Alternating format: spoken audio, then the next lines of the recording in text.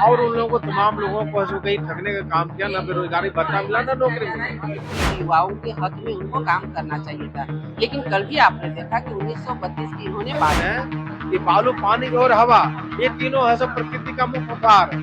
इन तीनों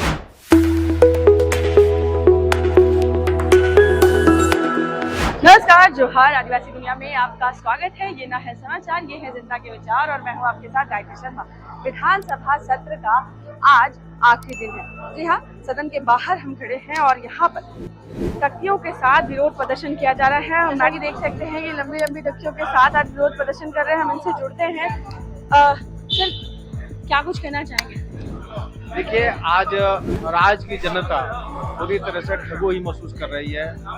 पूरा नौजवान हंसू जिसके बल पर हंसू इन्होंने गद्दी पर बैठा था, वो 5 लाख नौकरी देने के सवाल पर और एक बेरोजगारी भत्ते के सवाल पर, और उन लोगों को तमाम लोगों को हंसू कहीं ठगने का काम किया, ना बेरोजगारी भत्ता मिला, ना नौकरी मिली। तो जिन युवाओं ने, जिन बेरोजगारों ने इन्हें गद्दी पर बैठाने का काम किया था, और 24 में इन्हें हाथ पकड़ के गद्दी से उतारने का काम करेगी।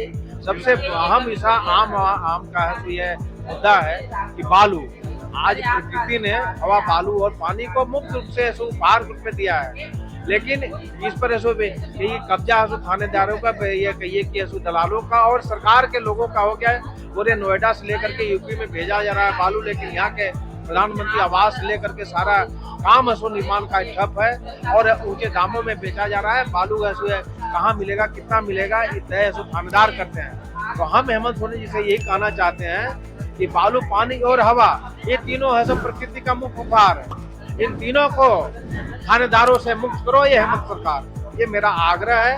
और नहीं सुनते हैं तो आने वाले समय में इसका खामियाजा भुगतना पड़ेगा हेमंत सरकार। जी, तो जैसा कि आपने सुना कि बालू, पानी, हवा, इन तीनों चीजों पर जिस तरह से भ्रष्टाचार के सिकंजा कसता जा रहा है, उसको लेकर के यहाँ पर विरोध प्रदर्शन हो रहा है। और भी लोग हैं, हम उनसे जुड़ते हैं। मैडम, जिस तरह से बाबूलाल मरांडी जी ने कल कहा कि जब भी युवाओं की नियुक्ति की बात होती है तो तुरंत निलंबित कर दिया जाता है विपक्ष को, क्या कुछ कहना चाहेंगे? क्योंकि ये हेमंत सरकार की नीयत सही नहीं है, जिसके कारण कि ये, अगर हम बात करें रोजगार दिलाने के लिए, युवाओं के हक की बात करना चाहते हैं, तो सीधे हमारे माननीय तीनों विधायकों की इन्होंने निलंबित करने का काम किया। और अभी भी जो नियोजन नीति ये स्पष्ट नहीं कर पा रहे। हमारी सरकार थी तो कम से कम हम लोगों ने नियोजन नीति स्पष्ट करके, संकल्प निकाल करके उसके तहत नौकरी देने का काम किया और उसमें हजारों हजार नौकरियां देने का काम किया, बल्कि 1 लाख से ऊपर नौकरियां दी। तो ये सरकार को जो भी नियोजन नीति लानी है अभी तक ला करके और युवाओं के हक में उनको काम करना चाहिए था। लेकिन कल भी आपने देखा कि 1932 की इन्होंने बात की। तो अगर 1932 की बात करते हैं तो कैबिनेट से प्रस्ताव लेके, संकल्प निकाल करके, नीति सही नियत के साथ में आप काम देने का काम करते, युवाओं के हक में काम करते। कम से कम तृतीय और चतुर्थ वर्गीय जो भी पद है उसमें तो आप यहाँ के मूलवासी, आदिवासी, वंचित, शोषित, दलित, पिछड़े को लेने का काम करते। लेकिन आप एक बार निकाल करके देख लें, सिर्फ ओपन फॉर ऑल करके ये कार्य करते हैं और यहाँ के लोगों को आज भी रोजगार से वंचित करने का काम किए हैं। और इसलिए हम लोगों ने सरकार को भेजने का काम किया कि हमारे झारखंड के मूलवासी, झारखंड के आदिवासी, झारखंड के जो स्थानीय हैं, इनके हक के लिए हम आज लड़ाई लड़ेंगे। मैडम, जो 1932 के स्थानीय नीति की बात करते हैं तो बिना संशोधन किए उसे वापस से पारित करना यह क्या दर्शाता है? देखिए, हमने पहले ही कहा कि सरकार की नीयत अच्छी नहीं है, इनके नीयत में खोट है, इसलिए ये ऐसा काम करते हैं। अगर इनकी नीयत सही रहती तो अच्छे नीति निर्धारण के तहत, अभी 4 साल हो गए, 4 साल में आपको बहुत कुछ देखने को मिलता, परंतु इनके नीयत में खोट है। ये चाहती नहीं है, ये सिर्फ सरकार चलाना चाहती है, मतलब किसी तरह टाइम पास, इसलिए ऐसा हो रहा है। और अब जनता समझ चुकी है, झारखंड के लोग। आज आखिरी दिन है मैडम, क्या लगता है कुछ पॉजिटिव निकल के आएगा? नहीं, देखिए, ये सरकार से अगर आप उम्मीद किए तो बेकार है, कुछ पॉजिटिव निकल के नहीं आएगा। हमने भी अपने क्षेत्र की बहुत सारी समस्याओं को रखा। पूरे झारखंड में इन्होंने, खनन विभाग ने एक निकाला है पिन कोड आधारित ऑटोमेटिक चालान। तो पिन कोड आधारित ऑटोमेटिक चालान में है कि अगर आपको कोडरमा से पटना की दूरी 10 घंटे है तो 10 घंटा का टाइम देगा।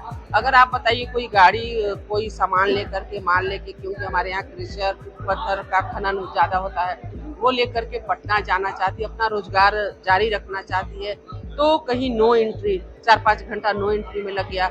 जाम की सिचुएशन आई, जाम में अगर वो फंस गए तो 8-9 घंटा ऐसे ही पार हो गया। अब 1 घंटा में ये कैसे पटना पहुंच पाएंगे? इसको प्रैक्टिकल देखे तो ये कहीं से बिल्कुल ठीक है। बिल्कुल देखिए, व्यवहारिक रूप से ये कार्य करना ही नहीं चाहते हैं। अरे थोड़ा सुझाव ले ले, थोड़ा उसको बारीकी से देख ले कि हम जो लगाने जा रहे हैं वो सही में लोगों के हित में है कि नहीं है, और इसी बात को लेकर के हम बात रखना चाहते हैं। लेकिन ये बात रखने भी नहीं देते हैं क्योंकि हम विपक्ष के विधायक हैं। लेकिन हम यहाँ पर कोशिश करते हैं सदन के बाहर में भी कम से कम जनता की आवाज बन करके उनके हित में हम बात यहाँ पर जी, जुड़ने के लिए शुक्रिया।